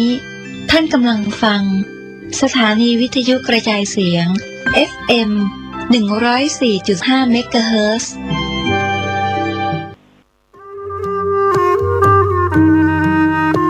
ขอเชิญร่วมอนุโมทนาบุญใหญ่กับก้าวสำคัญของการเผยแพร่ธรรมะสู่ชุมชนสถานีวิทยุเครือข่ายคลื่นสีขาวเพื่อชาวประชาวัดบรรพตสถิตจังหวัดลำปางได้จะตั้งสถานีวิทยุคลื่น FM 106.50 เมกะเฮิรตซ์ณวัดบรรพตสถิตตำบลพระบาทอำเภอเมืองจังหวัดลำปางเพื่อเป็นกระบอกเสียงแห่งธรรมข่าวสารงานบุญและสนับสนุนกิจการคณะสงฆ์มาตั้งแต่วันที่ 1 มีนาคม 2569 บัดนี้ถึงเวลาอันเป็นมงคลขอเชิญร่วมงานทำบุญเปิดสถานีวิทยุวัดบรรพตสถิตและพิธีสามีจิกรรมสุมาคารวะสะเกล้าดำหัวครูบาอาจารย์พระนักเผยแผ่เครือข่ายคลื่นสีขาวประจำปี 2569 พบกันในวันเสาร์ที่ 25 เมษายน 2569 นี้เวลา 8 นาฬิกาประกอบพิธีสวดถอนตามโบราณประเพณี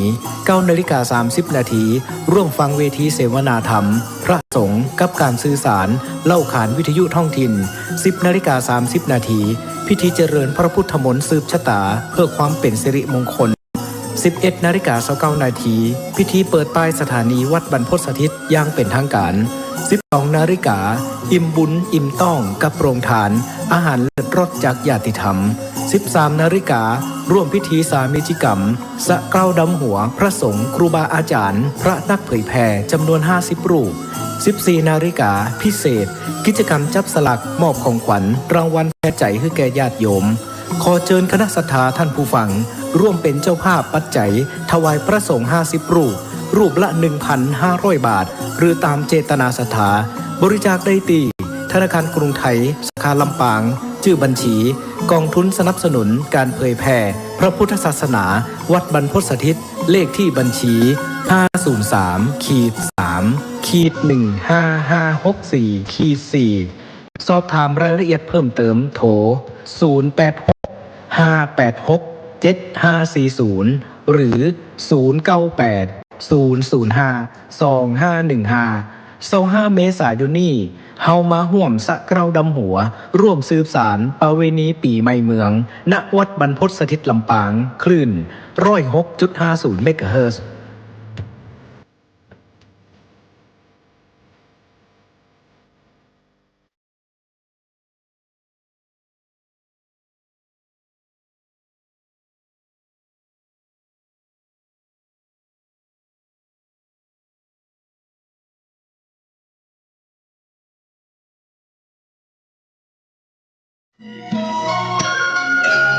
ข่าวสารเพื่อการประชาสัมพันธ์ขอเชิญร่วมงานบุญมุทิตาจิตอา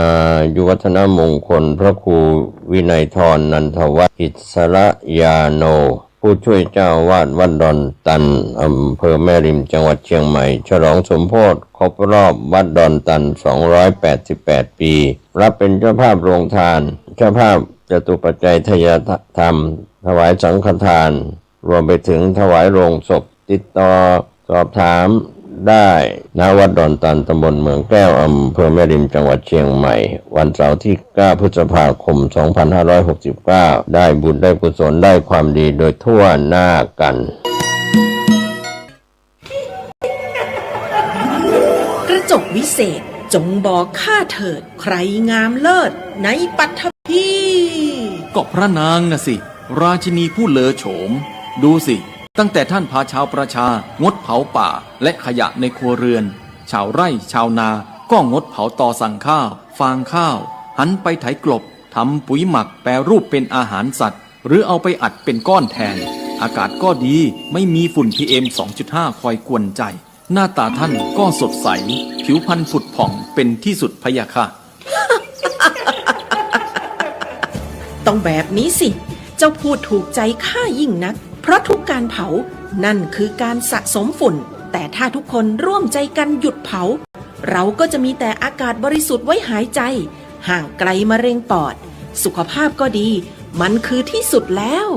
ราชินีจงเป็นอมตะราชินีจงเป็นอมตะข้าขอบูชาท่านพะยะค่ะไปเอาธูปมาแต่ไม่ต้องจุดแล้วนะเดี๋ยวนี้ข้าเปลี่ยนมาใช้ธูปไฟฟ้าแล้วมันจึ้งมากไม่มีฝุ่นเลย wow. คุณภาพอากาศดีด้วยการร่วมมือของทุกภาคส่วนปรารถนาดีจากสำนักงานประชาสัมพันธ์ที่ 3 กรมประชาสัมพันธ์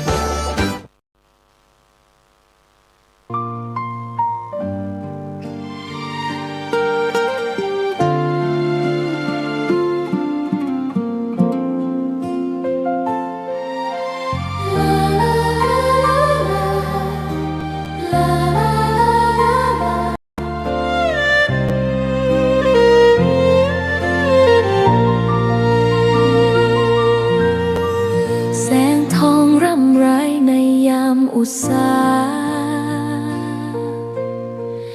ยังเห็นพระเมตตาอยู่ทุกแห่งหนน้ำพระทัยฉโลมใจคนทั่วพื้นแผ่นดินยังอบอุ่นรอยยิ้มพระพักตร์ยังส่องแสงในดวงใจไทยไม่ลืมเสียงสายลมแผ่วเบาเหมือนเอ่ยคำปลอบว่าพระองค์ยังอยู่ใกล้ขอกราบแทบบาทด้วยรักนิรันดร์น้ำตาหลั่งพลันจากใจคนไทยแม้เสด็จสู่ฟ้าไกลแต่พระหฤทัยอยู่ในแผ่นดินนี้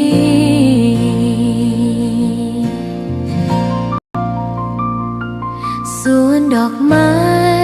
ยังบานดังวันเก่าราวกับเจ้าดอกไม้รู้ว่าพระองค์จากไปแต่กลิ่นหอมยังพัดผ่านใจให้ระลึกถึงพระเมตตาแผ่นดินนี้ยังส่องสว่างด้วยพระคุณอันยิ่งใหญ่ขอเดินตามรอยเท้าแห่งพระแม่ไปด้วยศรัทธาไม่เสื่อมคลายขอกราบแทบบาทด้วยรักนิรันดร์น้ำตาหลั่งพลันจากใจคนไทยแม้เสด็จสู่ฟ้าไกลแต่พระหฤทัยอยู่ในแผ่นดินนี้ดวงใจไทยทุกดวงขอพักดีขอถวายรักนี้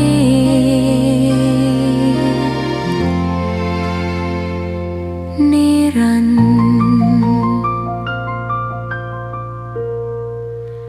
แด่พระพันปีหลวง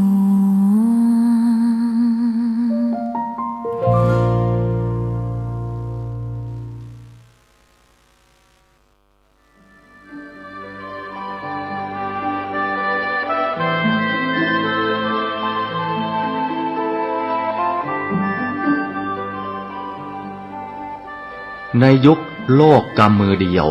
นักเผยแผ่ควรฝึกใช้สื่อให้เป็นประโยชน์ภายในประเทศควรจะมีรายการวิทยุเผยแผ่พระพุทธศาสนาประจำจังหวัดอย่างน้อย1 ชั่วโมงต่อ1 วันเพื่อประชาสัมพันธ์หรือเทศนาอบรมสั่งสอนประชาชน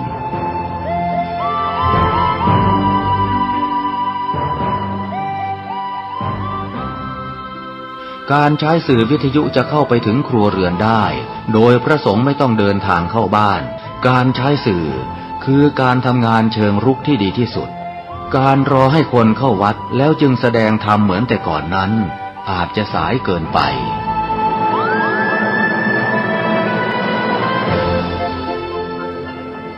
เราควรใช้สื่อนำธรรมะเข้าไปให้ถึงภายในบ้านโรงเรียนองค์กรต่างๆให้มากที่สุดการใช้สื่อจะทำให้ผ่อนแรงและประหยัดทั้งคนและเวลาเทศนาผ่านสื่อเพียงคนเดียวเสมือนเราเนรมิตนักเผยแผ่ได้เป็นหมื่นเป็นแสนนักเผยแผ่นั้นนอกจากอบรมตามหลักสูตรธรรมดาเพื่อให้ได้วุฒิบัตรรับรองแล้วพึงอบรมเรื่องการเทศนาการเขียนการค้นคว้าซึ่งอาจจะเป็นเรื่องเฉพาะตัวแต่ก็สามารถฝึกขึ้นมาได้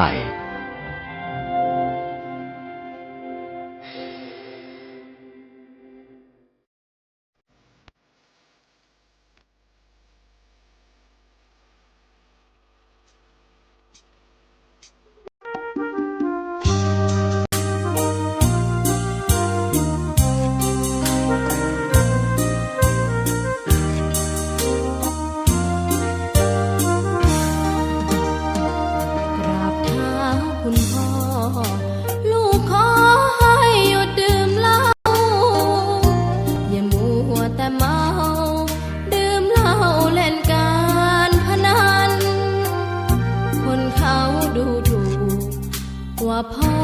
ขี้เกียจทำงานชาวบ้านรังเกียจเดียดฉันต่างประจานคุณพ่อสิ้นดีสงสารคุณแม่ลำบากแท้หาเงินมาให้ได้มาเท่าใดพ่อใช้จนหมดไม่มีขัดสนจนยากลำบากคนแค้นเต็มทีอนาคตของลูกริบหรี่ความหวังที่มีมืดมนพ่อดื่มสุราเหมือนกินน้ำตาของแม่พ่อจะฐานะเราแย่หากไม่แก้ความจนแม่เตือนพ่อด่าตบตีแม่ช้ำระกำมองมนซ้ำถูกคนเขานินทากราบเท้าคุณพ่อลูกขอให้หยุดดื่มเหล้าหากมัวแต่เมาคนเขาย้ำหมิ่นเรื่อยมากลับตัวเสียใหม่กลับใจมาพัฒนาพ่อจะมีคุณค่าเลิกดื่มสุราเลิกการพนัน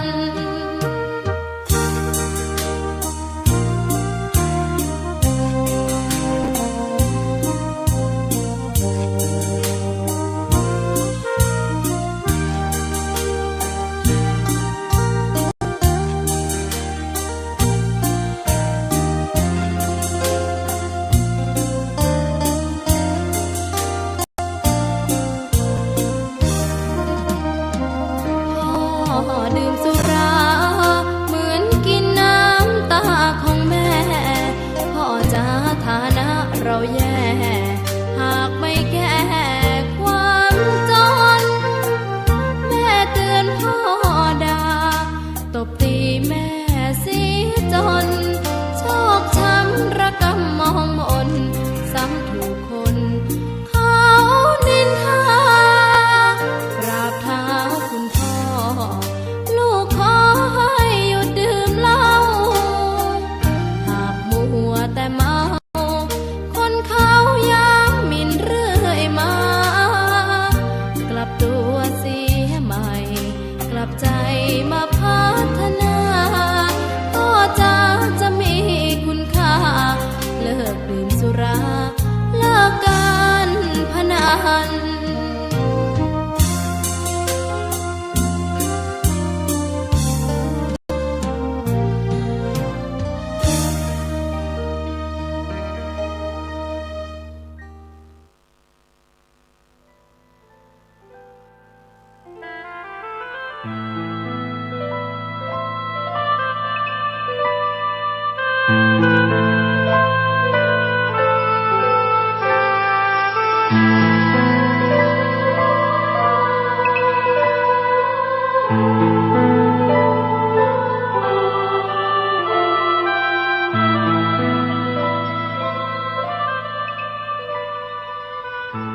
งานเผยแผ่เป็นหัวใจสำคัญของพระพุทธศาสนาพระพุทธเจ้าอุบัติขึ้นมาบนเป้าหมายแห่งการเผยแผ่ความดีนำความดีไปแทรกไว้ในจุดที่มีความดีไม่มากค่อยๆเจือจางจนกระทั่งความไม่ดีนั้นหายไปเหลือแต่ความดีหรือมีดีมากกว่าไม่ดี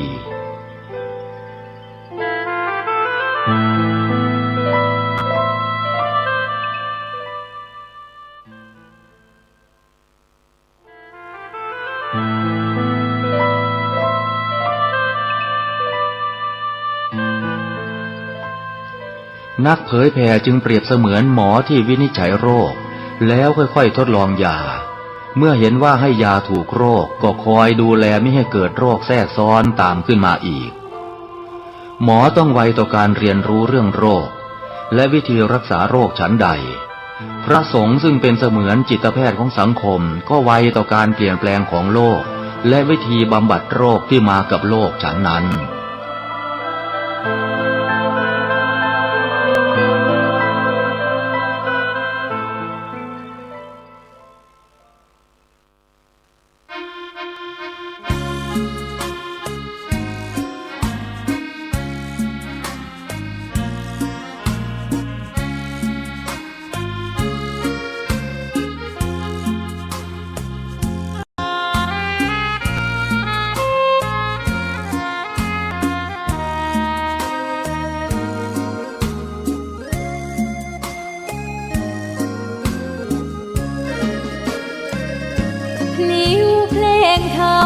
ถูกถ้อยคำเข้าถึงจิตใจ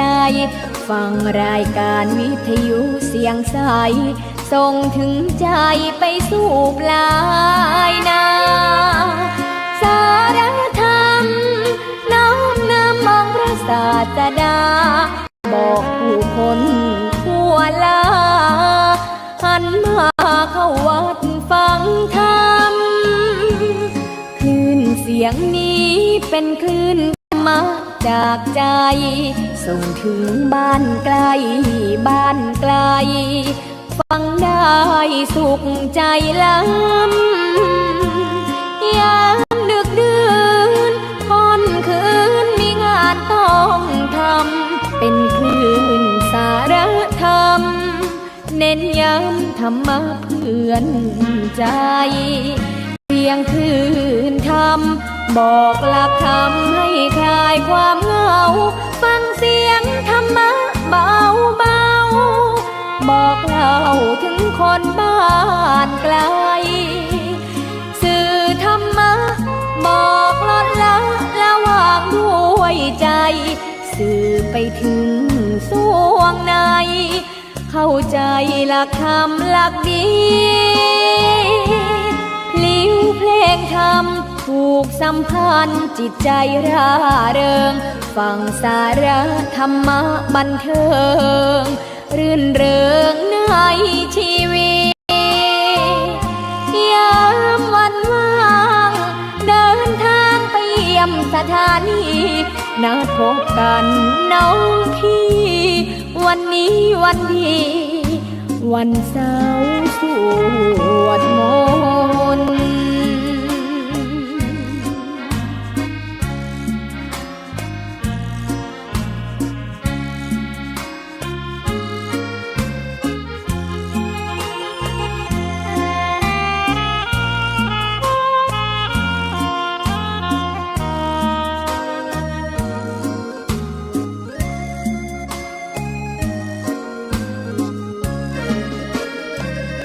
สียงคลื่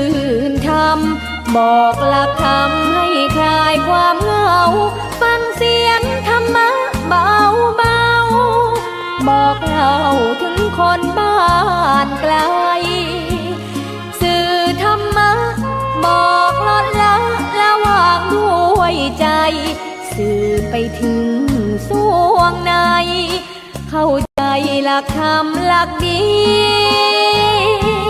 พลิ้วเพลงธรรมถ ผูกสัมพันธ์จิตใจร่าเริงฟังสาระธรรมะบันเทิงรื่นเริงในชีวิตยามวันว่างเดินทางไปเยี่ยมสถานีนัดพบกันน้องพี่วันนี้วันดีวันเสาร์สวดมนต์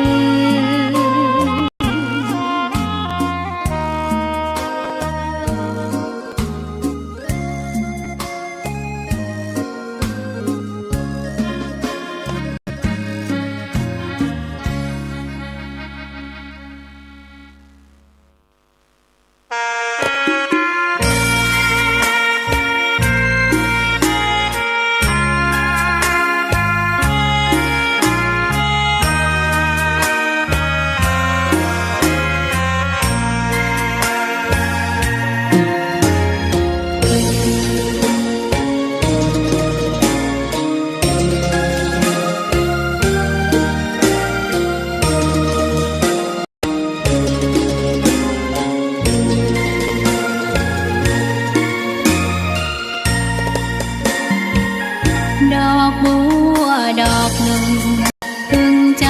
ไว้เพื่อบูชาแด่องค์พระศาสดาสัมมาสัมพุทธเจ้า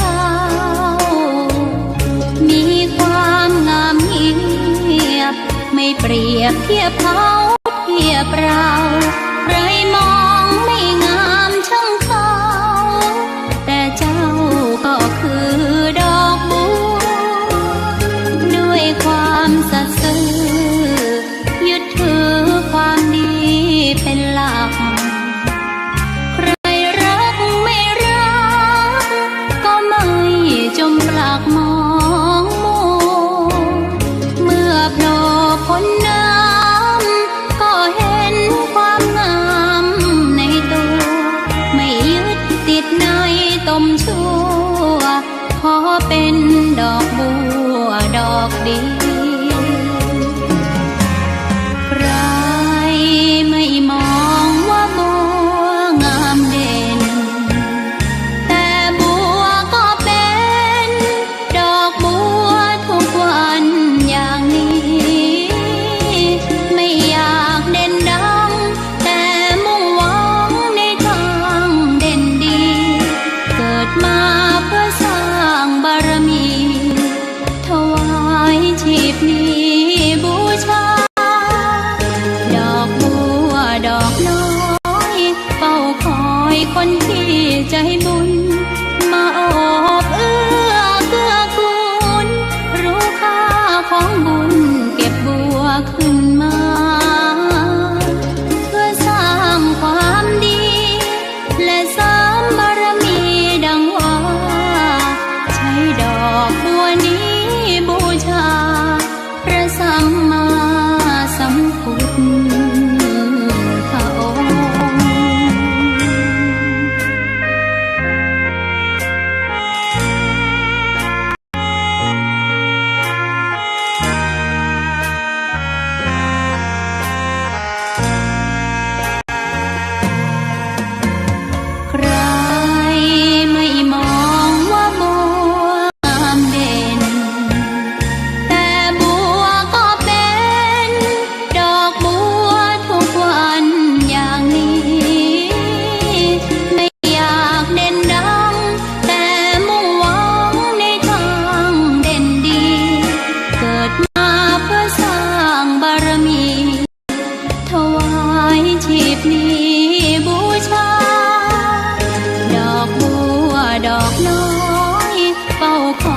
คนที่ใจบุญมาโอบเอื้อเกื้อกูลรู้ค่าของบุญเก็บบัวขึ้นมาเพื่อสร้างความดี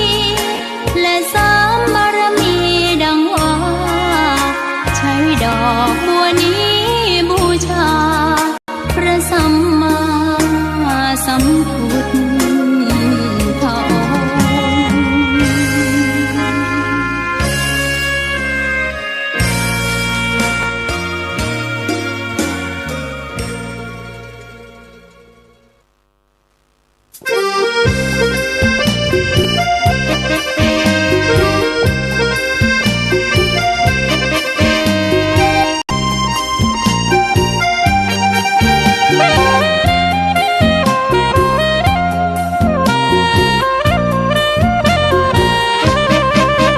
ถานีพระพุทธศาสนาฝากเสียงลอยมาบอกบรรดาญาติโย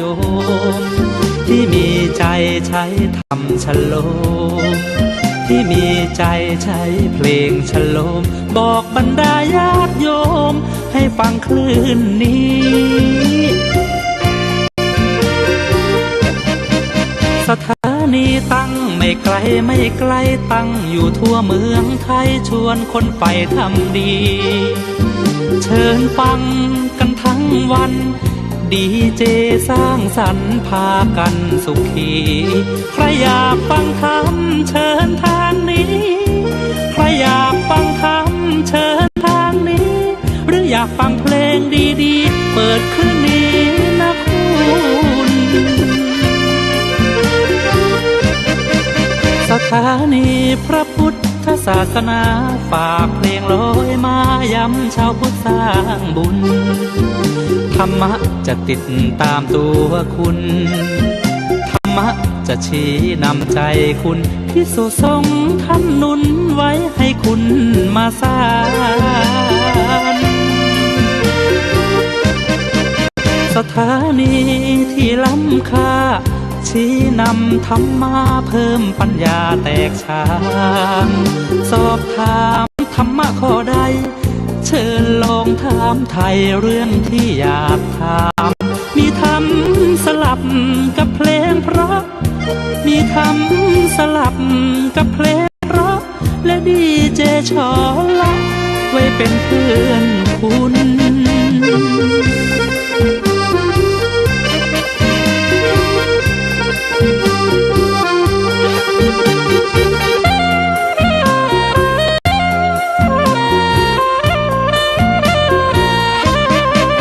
สถานี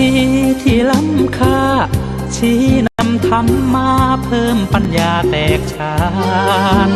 สอบถามธรรมะข้อใดเชิญลองถามไทยเรื่องที่อยากถามมีธรรมสลับกับเพลงเพราะมีธรรมสลับกับเพลงเพราะและดีเจชอละไว้เป็นเพื่อนคุณ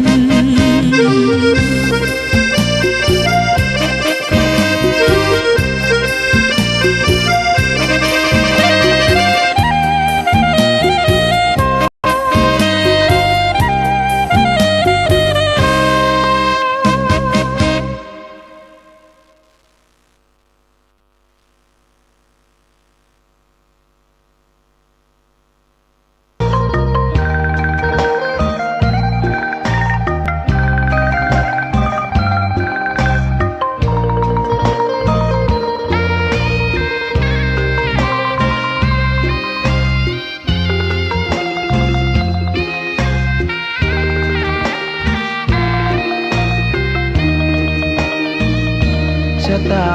ฟ้าหรือบารมีชักนำถึงอยู่แสนไกลล้ำพระธรรมไม่มีมองไม่